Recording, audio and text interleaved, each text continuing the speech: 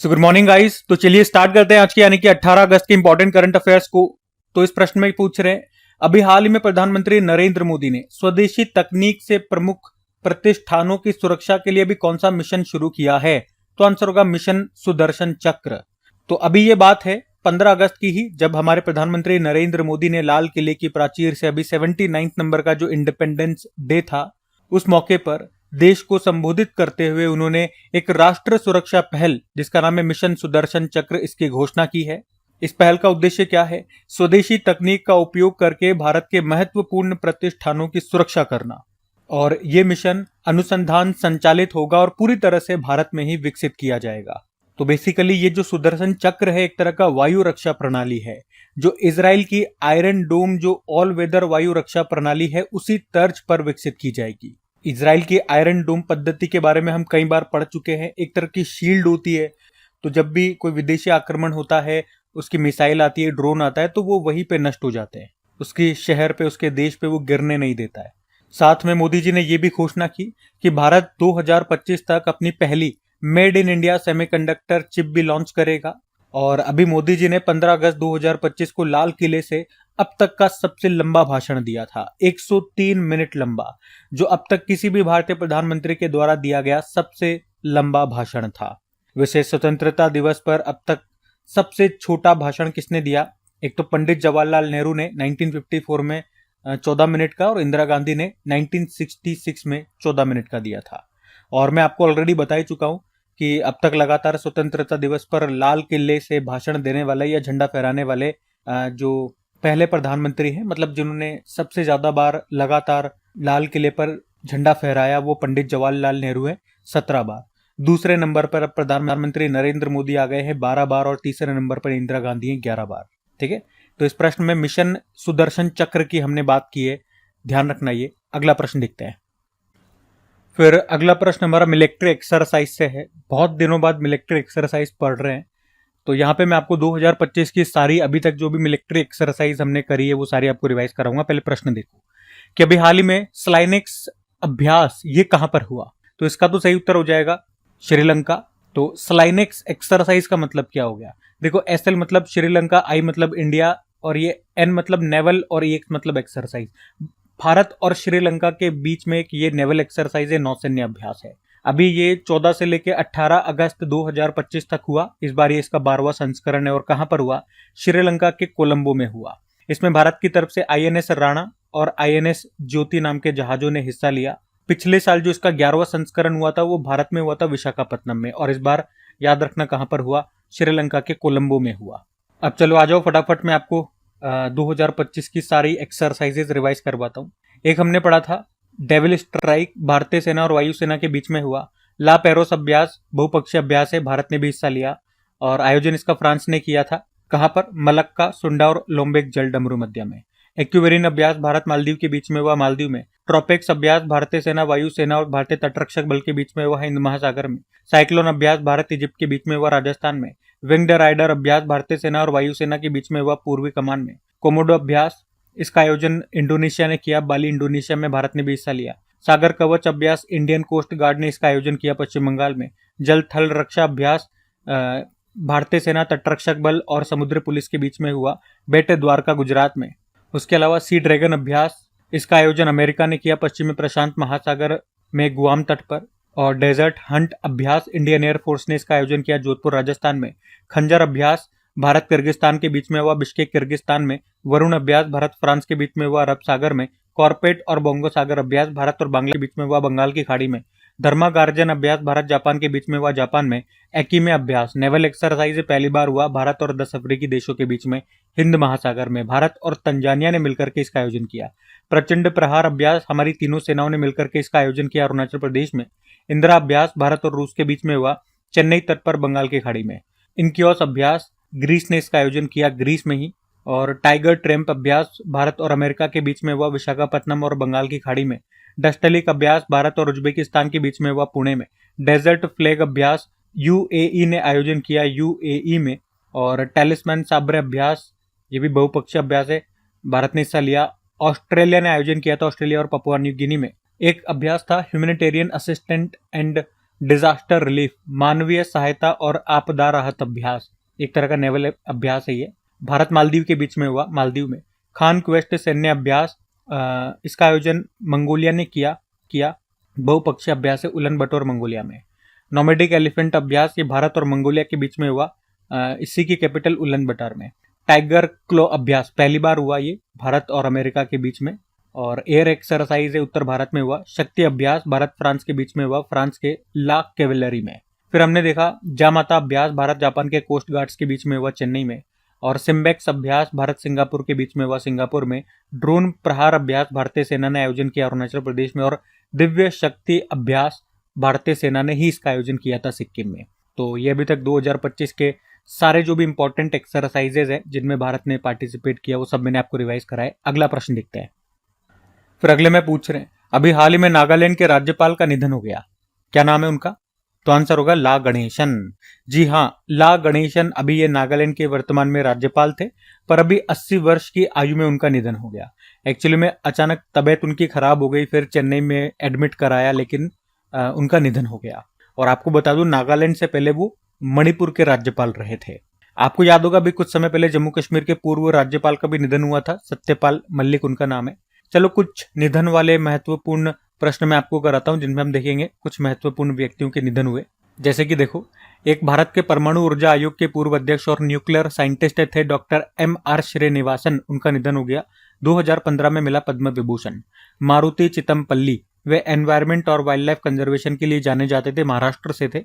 अरण्य ऋषि के नाम से भी उनको जानते थे। 2025 में ही पद्मश्री मिला था, तो प्रश्न इंपॉर्टेंट हो गया।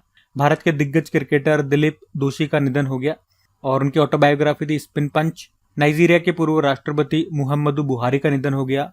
और अभी दुनिया के सबसे बुजुर्ग मैराथन धावक पंजाब से थे, पगधारी बवंडर के नाम से प्रसिद्ध थे, निधन हो गया। प्रख्यात अर्थशास्त्री और यूके के हाउस ऑफ लॉर्ड्स के सदस्य मेघनाथ जगदीश चंद्र देसाई का निधन हो गया। वे ब्रिटिश संसद के उच्च सदन में नियुक्त होने वाले भारतीय मूल के पहले व्यक्ति भी थे। 2008 में पद्म भूषण मिल चुका है। और झारखंड के अभी पूर्व मुख्यमंत्री शिबू सोरेन का निधन हो गया था, दिशोम गुरु के नाम से वे जाने जाते थे। ठीक है, तो सब पॉइंट्स ध्यान में रखना। अगला प्रश्न देखते हैं। फिर अगले में पूछ रहे हैं, अभी हाल ही में किस राज्य ने बौद्धिक दिव्यांग छात्रों के लिए दिशा अभियान शुरू किया? तो आंसर होगा महाराष्ट्र। तो अभी महाराष्ट्र सरकार ने बौद्धिक विकलांग छात्रों के लिए ये दिशा अभियान शुरू किया है। उद्देश्य है बौद्धिक विकलांगता यानी कि इंटेलेक्चुअल डिसेबिलिटीज वाले बच्चों को समान शिक्षा का अवसर देना। और ये प्रोग्राम राज्य भर के 453 विशेष विद्यालयों में लागू किया गया है। और महाराष्ट्र देश का पहला राज्य है जिसने इंटेलेक्चुअल डिसेबिलिटी वाले छात्रों के लिए इस तरह की पहल शुरू की है। तो दिशा अभियान पूछे किसने शुरू किया? महाराष्ट्र ने। ये ध्यान रखना, बात महाराष्ट्र की है तो आपको ले चलते हैं महाराष्ट्र। ये रहा मैप में महाराष्ट्र। कैपिटल मुंबई हो गई है, मुख्यमंत्री देवेंद्र फडणवीस और गवर्नर है CP राधाकृष्णन। अभी आपको याद है कोंकण रेलवे का मुख्यालय कहां पर है? नवी मुंबई में। और किसानों की सहायता के लिए महाविस्तार AI ऐप और डिजिटल शेट्टीशाला ऐप को भी महाराष्ट्र ने लॉन्च किया था। ये मारुति चितमपल्ली जी के बारे में मैंने आपको बता ही दिया। और रिलायंस इंफ्रा और डसॉल्ट एविएशन ये भारत में फॉल्कन 2000 बिजनेस जेट का निर्माण करेगी नागपुर में। प्राक्कलन समितियों का एस्टिमेट कमेटी का राष्ट्र सम्मेलन अभी हुआ था मुंबई में। मुंबई के पुराने कार्नेक ब्रिज का नाम बदल के सिंदूर ब्रिज कर दिया। महाराष्ट्र ने गणेशोत्सव को राज्य उत्सव घोषित कर दिया। देश का पहला भारतीय रचनात्मक प्रौद्योगिकी संस्थान क्रिएटिव टेक इंस्टीट्यूट ये कहां पर शुरू हुआ? मुंबई में। कृषि समृद्धि योजना महाराष्ट्र में है। और भारत की पहली AI पावर्ड आंगनबाड़ी ये कहां पर शुरू हुई? वदमना विलेज, नागपुर, महाराष्ट्र में। महाराष्ट्र ने अभी 7 अगस्त को MS स्वामीनाथन जी की जयंती को सतत कृषि दिवस के रूप में भी मनाया था। और एक प्रश्न हमने और देखा, अभी सोशल मीडिया प्लेटफॉर्म के जरिए होने वाली धोखाधड़ी की गतिविधियों को रोकने के लिए अभी महाराष्ट्र ने गरुड़ दृष्टि नाम से एक प्रणाली विकसित की है, लॉन्च की है। ठीक है, तो महाराष्ट्र से ये सारे बनने वाले करंट अफेयर से लेटेस्ट हमने रिवाइज कर लिए। हम अगला प्रश्न देखते हैं। फिर अगले में पूछ रहे हैं, हाल ही में वन और वन्यजीव अपराध प्रबंधन प्रणाली हॉक इसका नाम है, इसको शुरू करने वाला भी तीसरा राज्य कौन सा बन गया? तो आंसर होगा तमिलनाडु। हॉक मतलब हो गया हॉस्टाइल एक्टिविटी वॉच कर्नेल। तो अभी तमिलनाडु ये वन और वन्यजीव अपराध प्रबंधन प्रणाली जिसका नाम है हॉक, इसको शुरू करने वाला तीसरा राज्य बन गया। अगर ये तीसरा बना है तो इससे पहले दो कौन कौन है? केरल और कर्नाटक। इसको विकसित किसने किया? भारतीय वन्यजीव ट्रस्ट ने, wild life trust of India ने। और उद्देश्य क्या है? वन्य और वन्यजीव अपराधों से निपटना, मतलब इससे वन निगरानी में सुधार होगा और लुप्त प्राय प्रजातियों की सुरक्षा करने में मदद मिलेगी। अच्छा, हॉक से आपको याद आएगा एक ऑपरेशन हॉक भी हमने पढ़ा था। ऑपरेशन हॉक, इसको सीबीआई ने लॉन्च किया था ऑनलाइन बाल यौन शोषण के लिए। ठीक है, तो वो भी ध्यान में रखना। बाकी बात तो तमिलनाडु की हो रही है, तो ले चलते हैं तमिलनाडु भी आपको। ये रहा मैप में तमिलनाडु, कैपिटल चेन्नई हो गई और मुख्यमंत्री एम के स्टालिन हो गए, गवर्नर है आर एन रवि, राज्य के पशु नीलगिरी ताहर हो गया, पक्षी है एमरॉल्ड डोव और वृक्ष है ताड़ का पाम ट्री, पुष्प है gloriosa lily. Sathyamangalam tiger reserve, Mudumalai national park, Guindy national park, Anamalai national park, Mukurthi national park है। क्लासिकल डांस भरतनाट्यम में 2 न्यूक्लियर पावर प्लांट मिल जाएंगे, कुडनकुलम न्यूक्लियर पावर प्लांट और कलपक्कन न्यूक्लियर पावर प्लांट। और तमिल, ये शास्त्रीय भाषा का दर्जा पाने वाली पहली भारतीय भाषा है। तमिलनाडु में ही जल्लीकट्टू त्योहार मनाया जाता है। तमिलनाडु के तट को कोरोमंडल तट कहते हैं। कुछ और फेस्टिवल्स देखिए तो पोंगल हो गया, जल्लीकट्टू हो गया, थाईपुसम हो गया, आदि पेरक्कू हो गया, चित्तिराई महोत्सव हो गया, हेथाई अम्मन महोत्सव हो गया। कुछ करंट अफेयर्स के प्रश्न तो याद रखना, भारत ने अपनी पहली हाइड्रोजन संचालित ट्रेन कोच का सफल परीक्षण किया था चेन्नई में। मोदी जी ने अभी तुतिकोरिन एयरपोर्ट जो तमिलनाडु में है, यहीं से one airport one product initiative शुरू किया। हॉकी इंडिया ने तमिलनाडु के महाबलीपुरम में अपनी 15वीं बैठक का आयोजन किया। वियतनाम की एक इलेक्ट्रिक व्हीकल निर्माता कंपनी है विनफास्ट, इसने भारत में अपना पहला मैन्युफैक्चरिंग यूनिट कहां पर खोला? तमिलनाडु के तुतुकुड़ी में। मुख्यमंत्री थायुम मनवर योजना, ये भी अभी यहीं पर शुरू हुई थी। ठीक है, तो ये पॉइंट्स ध्यान में रखना। अगला प्रश्न देखते हैं। फिर अगले में पूछ रहे हैं, अभी हाल ही में S&P ने 18 साल बाद भारत को कौन सी रेटिंग प्रदान की है? तो आंसर होगा BBB। तो S&P यानी कि standards and poor global ratings की हम बात कर रहे हैं और इसी ने भारत की क्रेडिट रेटिंग को BBB माइनस से बढ़ा करके BBB कर दिया है। और इसने 2007 में भारत को BBB माइनस रेटिंग दी थी और उसके बाद अब यानी कि लगभग 18 साल के बाद हमारी रेटिंग को इसने अपग्रेड किया है, बढ़ा दिया है और बढ़ा करके BBB कर दिया है। और ये दीर्घकालिक यानी कि लॉन्ग टर्म रेटिंग है। इसी तरह से एक अल्पकालिक यानी कि शॉर्ट टर्म रेटिंग भी होती है, उसको भी इसने A3 से A2 कर दिया है। अच्छा, ये रेटिंग बढ़ाने का मतलब क्या हुआ? इसका मतलब ये हुआ कि S&P ग्लोबल रेटिंग के अनुसार भारत की इकोनॉमी स्थिर हो चुकी है। पहले ये नेगेटिव थी, अब इन्होंने कहा स्थिर हो चुकी है, तो ये भारत के लिए अच्छी बात है। और इसने ये भी कहा कि वित्त वर्ष 2025-26 की बात करी है, भारत की जो ग्रोथ रेट है वो 6.5% रहने का इन्होंने अनुमान लगाया है। S&P जो ये ग्लोबल रेटिंग देती है, स्टैंडर्ड एंड पुअर इसका नाम, इसका मुख्यालय आपको मिलेगा अमेरिका में, अमेरिका की कंपनी है ये। इसी तरह से भारत की भी बहुत सारी रेटिंग एजेंसियां हैं, जैसे कि नाम आपने सुना होगा, क्रिसिल हो गया, इकरा हो गया, केयर हो गया, फिच इंडिया हो गया। तो उसी तरह से ये S&P ग्लोबल रेटिंग ये अमेरिका की कंपनी है, जानी मानी कंपनी है। तो इससे प्रश्न बन सकता है, ध्यान में रखना। अगला प्रश्न देखते हैं। फिर अगले में पूछ रहे हैं, हाल ही में किस देश ने तौर पर 100 गीगावाट सौर फोटोवोल्टिक मॉड्यूल निर्माण क्षमता हासिल कर ली है? तो आंसर होगा भारत। तो अभी भारत ने 100 gigawatt solar photovoltaic module manufacturing capacity को हासिल कर लिया है। इसका मतलब ये हो गया कि भारत अब हर साल 100 गीगावाट बिजली बनाने वाले पैनल बना सकता है, सोलर पैनल बना सकता है। सोलर फोटोवोल्टिक पैनल का मतलब क्या हो गया? ये वो पैनल होते हैं जो सूरज की रोशनी से बिजली बनाते हैं, इन्हें हम सोलर पैनल कहते हैं। और 100 गीगावाट मैन्युफैक्चरिंग कैपेसिटी का मतलब क्या हो गया कि इंडिया अब हर साल 100 गीगावाट तक सोलर पैनल बना सकता है। गीगावाट मतलब क्या हो गया? गीगा का मान कितना होता है? 10 की पावर 9 होती है। वाट तो आपको पता ही पावर की यूनिट होती है। अच्छा, यहाँ पे सोलर से संबंधित कुछ और प्रश्न मैं आपको कराता हूँ, ध्यान से सुनना। अगर पूछे दुनिया का पहला पूरी तरह से सौर ऊर्जा से चलने वाला हवाई अड्डा कोचीन इंटरनेशनल एयरपोर्ट, और भारत का पहला फ्लेक्सिबल सोलर पैनल ये बनाया ऑक्सफोर्ड यूनिवर्सिटी ने। दुनिया का सबसे पुराना सौर कैलेंडर कहाँ पर मिला? तुर्की में। पहले अंतरराष्ट्रीय सौर महोत्सव का आयोजन ये हुआ था नई दिल्ली में, इंटरनेशनल सोलर अलायंस ने आयोजन किया था। हमारा लक्ष्य क्या है? 2030 तक अक्षय ऊर्जा क्षमता का 500 गीगावाट का है। अक्षय ऊर्जा क्षमता यानी कि रिन्यूएबल एनर्जी। किस राज्य सरकार ने सभी नगर निगमों को सौर शहरों में बदलने का फैसला किया? यूपी। देश का पहला वर्टिकल बाईफेशियल सोलर प्लांट ये स्थापित किया गया नई दिल्ली में, जो दिल्ली मेट्रो रेल कॉर्पोरेशन है उसके ओखला विहार मेट्रो स्टेशन पे। उसके अलावा PM सूर्य घर मुफ्त बिजली योजना ये शुरू हुई थी 13 फरवरी 2024 को।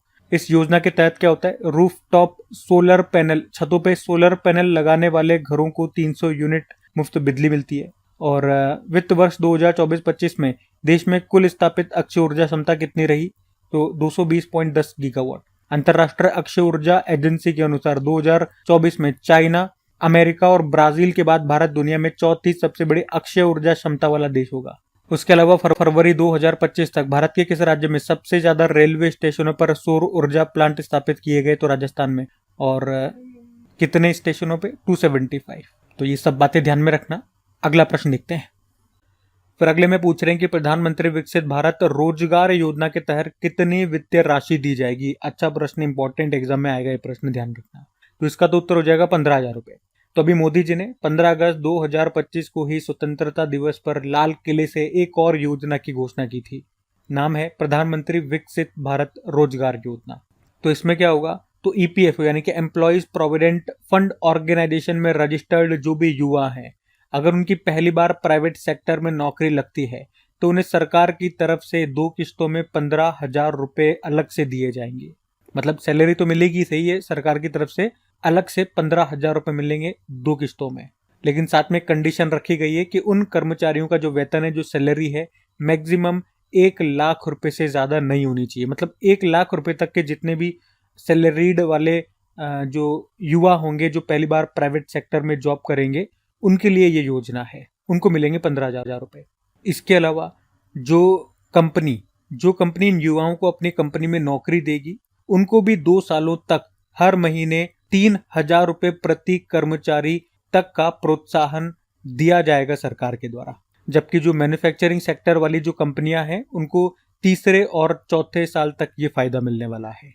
और सरकार का अनुमान है इससे 2 साल में 3.5 करोड़ नई नौकरियों का सृजन होगा, नई नौकरियां बनेंगी। और इसके लिए अभी सरकार ने लगभग 1 लाख करोड़, या आप एग्जैक्ट डेटा पूछोगे तो 99,446 करोड़ रुपए का बजट की घोषणा की है। तो क्या क्या था इस योजना में, पॉइंट टू पॉइंट में आपको बताऊं। योजना का नाम याद रखना, प्रधानमंत्री विकसित भारत रोजगार योजना है, युवाओं के लिए है। खासतौर पे वो युवा जो पहली बार प्राइवेट सेक्टर में अब जॉब करेंगे, तो उनको इस योजना के तहत सरकार की ओर से 2 किस्तों में 15,000 रुपए मिलेंगे। इसके अलावा जो प्राइवेट कंपनी ऐसे युवाओं को नौकरी देगी, उस कंपनी को भी 2 सालों तक प्रोत्साहन के रूप में हर महीने 3,000 रुपए देगी सरकार प्रति कर्मचारी। और इसमें ज्यादा फायदा किसको या एक्स्ट्रा छूट किसको है? जो मैन्युफैक्चरिंग सेक्टर वाली कंपनियां हैं, उनको ये जो प्रोत्साहन राशि है, ये तीसरे और चौथे वर्ष भी मिलेगी, बाकी को 2 साल तक मिलेगी। और इसके लिए सरकार ने कितना बजट रखा? लगभग 1 लाख करोड़ रुपए, एग्जैक्ट बोलेंगे तो 99,446 करोड़ रुपए। ठीक है भाई, तो ये सब ध्यान में रखना। वैसे योजना वाला प्रश्न है, तो योजना से ही कुछ और करंट अफेयर्स के प्रश्न मैं आपको रिवाइज कराता हूं, देखना। अभी भारत सरकार ने देश में किशोरियों को कौशल प्रदान करने और सशक्त बनाने के लिए नव्या योजना शुरू की है। और अभी इसको पायलट प्रोजेक्ट के तौर पर उत्तर प्रदेश के सोनभद्र में शुरू किया गया। विद्या शक्ति पहल आंध्र प्रदेश ने शुरू की। आदि कर्मयोगी पहल जनजातीय मंत्रालय ने, जिसके मंत्री हैं जुएल ओराम। और सभी ग्राम पंचायतों में विवाह मंडल योजना किसने मंजूरी दी? अभी बिहार। जन सुरक्षा संतुष्टि अभियान गुजरात। राजभवन अन्न धन योजना गोवा। और पंडित दीनदयाल उपाध्याय गरीबी मुक्त ग्राम योजना राजस्थान। डीजी लक्ष्मी योजना आंध्र प्रदेश। मुख्यमंत्री सेहत योजना पंजाब। गज मित्र योजना असम। शक्ति श्री कार्यक्रम ये उड़ीसा में शुरू हुआ। एक सड़क एक दिन योजना दिल्ली। कृषि समृद्धि योजना महाराष्ट्र। सेतुबंध विद्वान योजना शिक्षा मंत्रालय ने। अन्नदाता सुखी भव योजना आंध्र प्रदेश। नारी अदालत और आमा सशक्तिकरण योजना सिक्किम। और मुख्यमंत्री थायू मनवर योजना को अभी तमिलनाडु ने शुरू किया। लगभग 17 इंपॉर्टेंट योजनाएं हमने रिवाइज कर ली है यहाँ पे, तो ध्यान रखना। ये अगला प्रश्न देखते हैं। फिर अगले में पूछ रहे कि अभी इसरो ने किस राज्य में अंतरिक्ष प्रयोगशाला का उद्घाटन किया? तो आंसर होगा अरुणाचल प्रदेश। तो अभी इसरो और मुस्कान फाउंडेशन ने मिलकर के ग्रामीण छात्रों में विज्ञान शिक्षा को बढ़ावा देने और नवाचार इनोवेशन को प्रेरित करने के लिए अभी अरुणाचल प्रदेश के माचुका में एक अंतरिक्ष प्रयोगशाला स्थापित की है। तो इससे दूर दराज के क्षेत्रों के छात्रों को आधुनिक वैज्ञानिक उपकरण और प्रशिक्षण प्राप्त करने में मदद मिलेगी। तो प्रश्न यही था कि अभी इसरो ने किस राज्य में एक अंतरिक्ष प्रयोगशाला स्थापित की है? तो आंसर होगा अरुणाचल प्रदेश। अब ये काम किया, ये स्थापना की है इसरो ने, तो इसरो के बारे में जानते हैं। इंडियन स्पेस रिसर्च ऑर्गेनाइजेशन स्थापना होती है 1969, हेडक्वार्टर बंगलुरु।